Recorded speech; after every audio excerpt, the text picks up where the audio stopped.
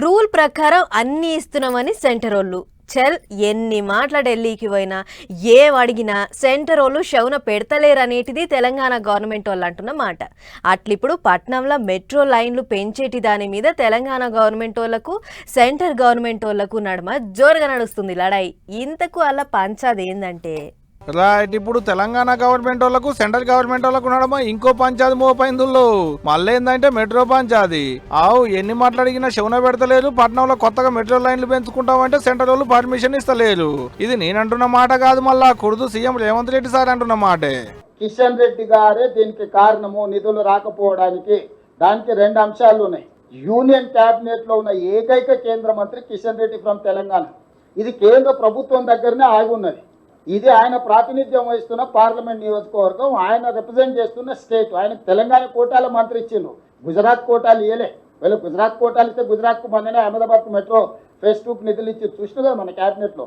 Ahmedabad metro రాగలుగుతుంది, Hyderabad metro మాత్రం ఆగిపోతుంది. ఏం చెప్తారు? ఉత్తరప్రదేశ్కి ఇచ్చిండ్రు, అహ్మదాబాద్కి ఇచ్చుకున్నారు, వాళ్ళకి కావాల్సిన దగ్గర వాళ్ళు ఇచ్చుకో.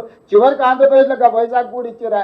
ఎంత ఉంటుంది గిత్త ఉంటుంది, మన జూబ్లీస్ ఆ పక్కన మాదాపూర్ గత్తుంటో గత్తుంటో వైజాగ్ కూడా ఇచ్చేసారు. ఇంత పెద్ద విశ్వనగరం హైదరాబాద్కి ఇవ్వట్లేదంటే వివక్ష ఏ స్థాయిలో కొనసాగుతుంది అనుకోవాలి. ఆంధ్ర మెట్రోకు పచ్చ జెండా, హైదరాబాద్ మెట్రోకు ఎర్ర జెండా గిట్టుంది సెంట్రల్ పరిస్థితి.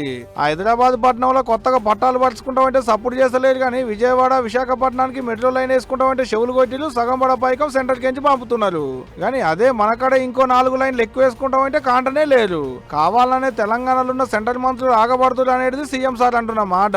ఇక దీని మీద సెంటర్ మంత్రి కిషన్ రెడ్డి సార్ ఏమన్నాడంటే, మేము మెట్రోకు డబ్బులు ఇవ్వకపోతే అప్పుడు మేము ఆలోచన చేస్తాం.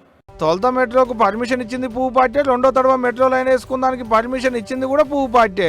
అండ్లకేంచి సగం పడ ఖర్చులు ఇచ్చేందుకు కూడా సెంట్రల్ గవర్నమెంట్ తయారుగా ఉందని కిషన్ రెడ్డి సార్ అంటుంటే, లేలే మొత్తం 43,000 కోట్ల ఖర్చు అవుతుంటే అందులో సగం కాదు కదా పావులం తిద్దానికి కూడా దరిత్తలేదని వీళ్ళు అనబట్టిలి. వాళ్ళకి ఇవ్వద్దంటలేదు, తీసుకోవద్దంటలేదు, కానీ ఆ లెక్కబడి మాకు కూడా ఇస్తే మంచిగా ఉంటది కదా సార్లు అనేది తెలంగాణ గవర్నమెంట్ వాళ్ళు అంటున్న మాట. ఇంత పెద్ద పట్టణంలో ఉన్న రైళ్లు చాలతలేవు, కొత్త రూట్లలో మెట్రోలు తిప్పాలనేది మనోళ్ళ ఆలోచన. మియాపూర్ కెంచి పటాన్చెరు, నాగోల్ కెంచి శంషాబాద్ ఎయిర్పోర్ట్, రాయదుర్గం కెంచి కోకాపేట, గాంధీ బస్ స్టాండ్ కెంచి చంద్రాయనగుట్ట, ఎల్బీ నగర్ కెంచి హైత్ నగర్, మొత్తం 76 కిలోమీటర్లు. ఇదైనాక ఎయిర్పోర్ట్, జేబీఎస్, మేడ్చలు, షామీర్పేట అన్ని కలుపుకుంటా ఇంకో 85 కిలోమీటర్ల పొడుగు మెట్రో రైలు.